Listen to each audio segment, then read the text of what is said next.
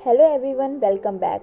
अगर आपने इस सीरीज़ की पुरानी वीडियोस नहीं देखी हैं तो आप डिस्क्रिप्शन पे या फिर आई बटन पे क्लिक करके उनका लिंक पा सकते हैं। और जिन लोगों ने अभी तक मेरे चैनल को सब्सक्राइब नहीं किया है तो प्लीज़ मेरे चैनल को सब्सक्राइब कर लीजिए। इससे मुझे काफ़ी ज़्यादा मोटिवेशन मिलता है आगे वीडियोज़ बनाने का। तो इसी के साथ एपिसोड 16 की कहानी शुरू करते हैं। 10th प्रिंस और सुंदर फिर अकेले ही सारे सिपाहियों से लड़ रहे होते हैं। 10th प्रिंस फिर 3rd प्रिंस से कहता है कि वो यहाँ से दूर चला जाएगा और वो उसके बीच में नहीं आएगा, इसलिए वो उसे जाने दे। लेकिन पीछे से एक सिपाही आकर 10th प्रिंस पे हमला कर देता है, लेकिन सुंदर उसके सामने आ जाती है और उसकी जान चली जाती है। वहाँ पे वांगसो और 14th प्रिंस जंग भी आ जाते हैं और फिर सिपाहियों से लड़ने लग जाते हैं, लेकिन अभी काफ़ी ज़्यादा देर हो चुकी होती है। 3rd प्रिंस फिर 10th प्रिंस पे तीर चला देता है और उसे तीर से घायल कर देता है। वांगसो बोलता है कि वो उसे बचा लेगा, लेकिन जिस पे 10th प्रिंस कहता है कि सुंदर मेरी बीवी थी, उसका मेरे अलावा कोई भी नहीं था, वो जा चुकी है, अब मैं उसे अकेले नहीं जाने देना चाहता। मैंने उसे काफ़ी ज़्यादा दुख दिया है, इसलिए आखिरी बार मैं उसी के साथ जाना चाहता हूँ। 3rd प्रिंस फिर 10th प्रिंस को और एक तीर मार देता है, लेकिन 10th प्रिंस नहीं चाहता था कि वो 3rd प्रिंस के द्वारा मारा जाए, इसलिए वांगसो से कहता है कि तुम्हें याद है ना, तुम मेरे जन्मदिन में आए थे और 3rd प्रिंस ने मुझे बहका कर कहा था कि मैं तुमसे एक गिफ्ट मांगूँ और तुमने मुझसे वादा किया था कि तुम मुझे गिफ्ट ज़रूर दोगे। इसलिए आज मैं तुमसे गिफ्ट मांगता हूँ कि तुम मुझे मार डालो ताकि मैं सुंदर के पास जा सकूं। मैं उसे अकेला नहीं जाने दे सकता, ना ही मैं 3rd प्रिंस के हाथों मर सकता हूँ। और 10th प्रिंस की आखिरी इच्छा पूरी करने के लिए वांगसो एट लास्ट 10th प्रिंस को मार डालता है। सूफी वहाँ बैठ के रोने लग जाती है और 10th प्रिंस के साथ बिताए हुए सारे पलों को याद करने लग जाती है। पाक जनरल भी फिर वहाँ पहुँचते हैं और कहते हैं कि ये लड़की पागल थी, बिल्कुल भी मैंने मना किया था कि वो 10th प्रिंस से शादी ना करे, फिर भी इसे 10th प्रिंस से ही शादी करनी थी। लेकिन मुझे इस चीज़ की खुशी है कि उसने वही किया जो वो चाहती थी और अंत तक वो खुश थी 10th प्रिंस के साथ। 14th प्रिंस फिर कहता है कि वो वांगसो को नहीं छोड़ेगा, उसकी वजह से 10th प्रिंस की जान गई, उसे मार डालेगा, लेकिन सू से रोक लेती है और कहती है कि ये 10th प्रिंस की आखिरी इच्छा थी, वही चाहता था कि वांगसो उसे मारे, इसमें वांगसो की कोई भी गलती नहीं है। वांगसो काफ़ी ज़्यादा गुस्सा आ रहा होता है और वो कहता है कि अब वो और नहीं सहेगा, अब वो राजा बनेगा, चाहे उसे जो भी करना पड़े। वांगसो को इस बात का काफ़ी ज़्यादा दुख हो रहा होता है कि उसके वजह से 10th प्रिंस की जान चली गई, लेकिन 13th प्रिंस बेका कहता है कि उसकी कोई गलती नहीं है, उसने वही किया जो 10th प्रिंस चाहता था।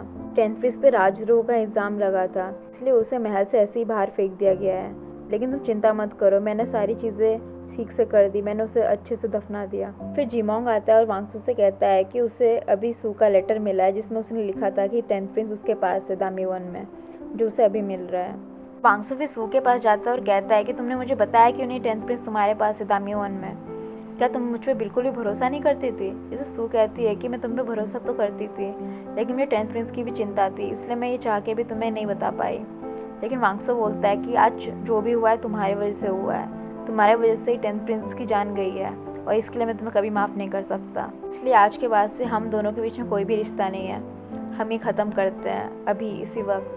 जब सू कहती है कि तुम ये मजाक कर रहे हो ना, तुम झूठ कह रहे हो, तो वांगसो कहता है मैं कभी भी झूठ नहीं कहता, आज के बाद मैं तुमसे कभी भी नहीं मिलूंगा, और ये कह के वहाँ से चला जाता है। 3rd प्रिंस फिर वांगसो को इनाम देता है क्योंकि उसने 10th प्रिंस की जान ली होती है और वांगसो को वो महल से दूर भेज देता है। 14th प्रिंस जंग भी ये सब सहन नहीं कर पा रहा होता है, इसलिए वो भी महल से दूर चला जाता है। पाक जनरल फिर वांगसो से मिलते हैं और कहते हैं कि ये सब तुम्हें इसलिए मिल रहा है क्योंकि तुमने मेरी बेटी और दामाद को मार डाला था, मैं चाहता हूँ कि तुम्हारी बहुत लंबी ज़िंदगी हो, और वही कह के यहाँ से चला जाता है। बाकी मिनिस्टर्स भी वांगसो की काफ़ी ज़्यादा बुराई कर रहे होते हैं, कहते हैं कि कैसा आदमी है ये, उसने अपने ही भाई को मार डाला। वांगसो फिर महल छोड़ के बाहर चला जाता है। सू को भी पता चलता है कि वांगसो जा रहा है और वो उसे मिलने के लिए बाहर दौड़ती है, लेकिन तब तक देर हो चुकी होती है और वांगसो वहाँ से चला जाता है। ऐसे ही 2 साल का समय बीत जाता है। सू अभी भी वांगसो का इंतज़ार कर रही होती है। तभी चायरोंग दौड़ के आती है और सू को कहती है कि कोई उससे मिलने आया है। उसे लगता है कि वांगसो आया है, लेकिन वहाँ पे 14th प्रिंस जंग आया हुआ होता है। वो उससे कहता है कि वो उसे किसी से शादी करके महल छोड़ देना चाहिए ताकि वो भी अपनी ज़िंदगी खुशी से जी सके। तो सू उसे मना कर देती है और कहती है कि वो ऐसे ही यहाँ रहना चाहती है और फिर वक्त आने पे महल छोड़ के कहीं दूर घूमने जाना चाहती है जहाँ वो खुशी से रह सके। फिर हमें 13th प्रिंस बेका और वोई को भी दिखाया जाता है, जिनका रिश्ता काफ़ी हद तक सुधर गया होता है और दोनों एक ही साथ रहते थे। फिर हमें 3rd प्रिंस को दिखाया जाता है जो कि अपनी मानसिक स्थिति खो चुका होता है। उसे हर जगह 10th प्रिंस ही दिखता था, इसलिए वो अपना ज़्यादातर समय पूजा पाठ में बिताता था। उसकी तबीयत इतनी ज़्यादा खराब हो गई होती है कि रानी यू भी, जो उसकी माँ है, उसे हमेशा कहती थी कि वो वो अपना अगला उत्तराधिकारी घोषित कर दे और जंग को अगला राजा बना दे। इस पे थर्ड प्रिंस उसकी माँ से पूछता है कि आपने मुझे कभी बेटा भी माना था? आप हमेशा चाहती थी कि मैं राजा बनूं और मैं राजा बन गया, और अभी मेरी हालत ऐसी हो गई है, इसलिए आप चाहती है कि मैं आपके दूसरे बेटे को राजा बना दूं? कैसी माँ हो आप। वांगसो भी महल में वापस आ जाता है और थर्ड प्रिंस फिर अपनी माँ रानी यू से कहता है कि ऐसा ही है तो मैं ना नेक्स्ट राजा वांगसो को बना देता हूँ, वो भी तो आपका बेटा ही है, मैं जंग को क्यों बनाऊँ राजा। ये सुन के रानी को काफ़ी ज़्यादा गुस्सा आता है और वो कहती है कि हम बाद में बात करते हैं, और वो यहाँ से चली जाती है। वांगसो को कंस्ट्रक्शन के काम के लिए दूर भेजा गया था, लेकिन वो काम सही से चल नहीं रहा होता है। ये थर्ड प्रिंस वांगसो पे काफ़ी ज़्यादा गुस्सा करता है और कहता है कि ये काम सही से क्यों नहीं हो रहा है। इसमें वांगसो कहता है कि उनके पास काफ़ी ज़्यादा सप्लाई नहीं है, उनके पास इतना सामान भी नहीं है कि जिसके कारण कंस्ट्रक्शन काम पूरा हो सके। तभी वहाँ सू चाय लेके आती है। थर्ड प्रिंस वांगसो से काम करवाने के लिए सू का हाथ पकड़ लेता है, उसे काफ़ी ज़्यादा जोर से पकड़ने लग जाता है और कहता है कि अगर काम नहीं हुआ जल्द से जल्द, तुम्हें पता है कि क्या होगा, मैं क्या करने वाला हूँ, इसलिए मैं चाहता हूँ कि तुम जल्द से जल्द काम पूरा करो। और वांगसो को थर्ड प्रिंस की बात माननी पड़ती है। वांगसो फिर अकेला खड़ा होता है, तभी वहाँ सू आती है और कहती है कि क्या तुम अभी मुझसे नफरत करते हो? लेकिन वांगसो उसे इग्नोर करके वहाँ से जा रहा होता है, लेकिन सू पीछे से जाके उसे हक कर लेती है और कहती है कि क्या तुम अभी भी मुझसे इतना नफरत करते हो? लेकिन वांगसो उसे दूर करके वहाँ से चला जाता है। उसको कुछ कर नहीं पाती और वहीं दुखी खड़ी रह जाती है।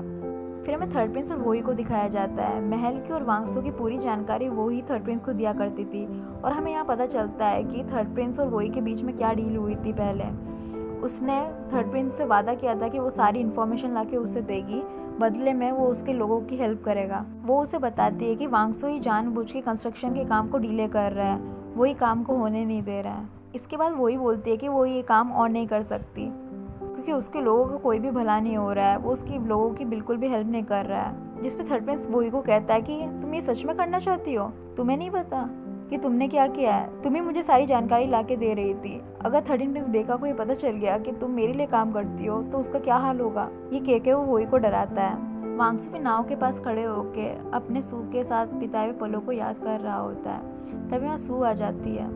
थर्ड प्रिंस वांगसो को और सू को दूर खड़ा हुआ देख रहा था। नाइन प्रिंस कहता है कि मैंने कहा था ना, वांगसो ट्रस्ट के काबिल नहीं है, हमें उस पर भरोसा नहीं करना चाहिए था, हमें उसे सबक सिखाना चाहिए।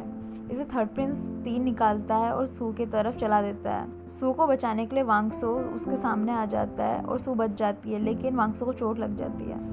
वहाँ पे फिर थर्ड प्रिंस भी आ जाता है और कहता है कि मैंने गलती से तीर चला दिया था, मेरा कोई इंटेंशन नहीं था सू को मारने का, और वो वहाँ से ये कह के चला जाता है। और हमें यहाँ पता चलता है कि वांगसो ये सब सू के लिए कर रहा है, वो जानबूझ के सू को इग्नोर कर रहा है ताकि सबको लगे कि सू और उसके बीच में और कोई रिश्ता बाकी नहीं है, और जिससे सू की जान बची रह सके। सू फिर वोई को अपने पास बुलाती है और कहती है कि वो थर्टीन प्रिंस बेका से बात करे ताकि वो वांगसो से मिल सके। थर्टीन प्रिंस बेका सू को बताता है कि वांगसो के हाथ में चोट लगी थी उसे बचाते हुए, इसके कारण उसकी तबीयत काफ़ी ज़्यादा ख़राब है और उसने सारे इंतज़ाम कर दिए हैं और सारे सिपाहियों को दूर भेज दिया है, इसलिए सू वांगसो से मिल सकती है।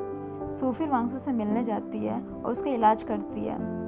वांगसो को जब होश आता है तो वो सू को अपने सामने बैठा हुआ देखता है, लेकिन वो उसे इग्नोर करके वहाँ से चला जा रहा होता है। लेकिन सू उसे रोक के पूछती है कि क्या वो सच में अभी उससे प्यार नहीं करता है, क्या वो उसे इतना नफरत करता है। 2 सालों से वो उसका इंतज़ार कर रही है और वो उससे कहना चाहती है कि एक बार भी ऐसा पल नहीं था कि उसने उस पर भरोसा नहीं किया है। वो हमेशा उससे भरोसा करती थी और अभी भी करती है।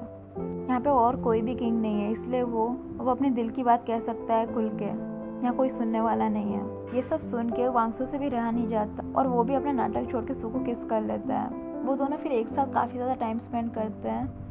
वो दोनों बात कर ही रहे होते हैं, तभी वहाँ जिमोंग आ जाता है और वांगसो को बताता है कि किंग की तबीयत काफ़ी ज़्यादा ख़राब हो गई है। और हम यहाँ देख सकते हैं कि थर्ड प्रिंस पूरी तरीके से अपना दिमागी संतुलन खो चुका था।